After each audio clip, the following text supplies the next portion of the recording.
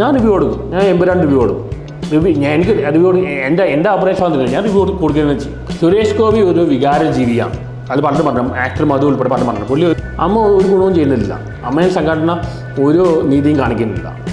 എന്തുകൊണ്ട് ചെയ്താൻ അറസ്റ്റ് ചെയ്തപ്പോൾ ആൾക്കാർ ആഘോഷിച്ചു? ചെയ്താൻ ആരെയും സപ്പോർട്ട് ചെയ്യുന്നില്ല. ആരെയും പൃഥ്വിരാജ് സെൽഫിഷാണ്. പുള്ളിക്ക് പുള്ളിയുടെ കാര്യമുള്ളൂ.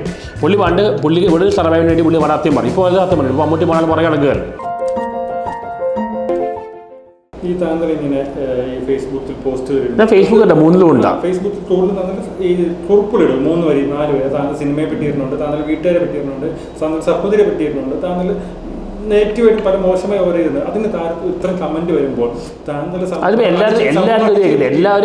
എല്ലാവർക്കും മോശം കമന്റ്സ് ആണ്. എനിക്ക് മാത്രമല്ല. താങ്കളുടെ കാര്യം മാത്രം എടുത്ത് പറയുന്നത്. അപ്പം താങ്കൾ ഇങ്ങനെ പോസ്റ്റ് ഇടുമ്പോൾ താങ്കൾക്കെതിരെ സമൂഹത്തിന് ഇത്രയും നെഗറ്റീവ് ഒരു പോസിറ്റീവ് കമന്റ് അതിൽ പറഞ്ഞില്ല. അപ്പോൾ താങ്കൾ വീണ്ടും എന്തുകൊണ്ട് ചെയ്താൻ അറസ്റ്റ് ചെയ്തപ്പോൾ ആൾക്കാർ ആഘോഷിച്ചു? ചെയ്താൻ ആരെയും സപ്പോർട്ട് ചെയ്യുന്നില്ല. ആരെയും മണിയടിക്കുന്നില്ല. അയാൾക്ക് പറയാനുള്ള അയാൾ പറയുന്നത്. അതുകൊണ്ടാണ് അയാൾക്ക് ഇത്ര ഹേറ്റേഴ്സാണ്. ഞാൻ ഏകദേശം അതുപോലെ പറയുന്ന ആളാണ്. നമ്മൾ സത്യം എന്നെ പ്ലേറ്റോൺ ഫിലോസഫർ എന്താ പറഞ്ഞാൽ, നിങ്ങൾ സത്യം പറഞ്ഞു കഴിഞ്ഞാൽ നിങ്ങൾക്ക് എനിമീസ് കൂടും. സത്യം പറഞ്ഞാൽ പ്രശ്നമുണ്ട്. പണ്ട് പൃഥ്വിരാജ് ഇപ്പോൾ സത്യം പറയുന്നില്ല. പണ്ട് സത്യം പറഞ്ഞപ്പോൾ എന്തൊക്കെ പ്രശ്നം ഉണ്ടായിരുന്നു? പൃഥ്വിരാജ് സെൽഫിഷാണ്. പുള്ളിക്ക് പുള്ളിയുടെ കാര്യമുള്ളൂ.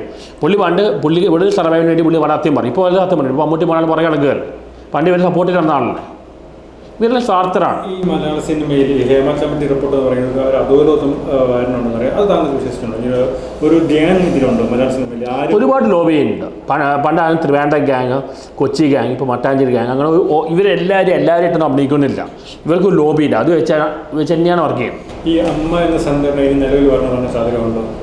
അമ്മ ഒരു ഗുണവും ചെയ്യുന്നില്ല. അമ്മയെ സംഘടന ഒരു നീതിയും കാണിക്കുന്നില്ല.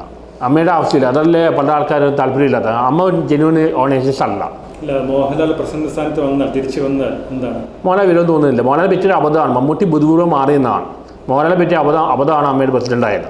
കാരണം ദിലീപിൻ്റെ ഇഷ്ടം വരുമെന്ന് അത് പ്രശ്നമാകുന്നു. മമ്മൂട്ടി മുൻകൂട്ടി കണ്ടുകൊണ്ട് പുള്ളി പിന്മാറിയത്.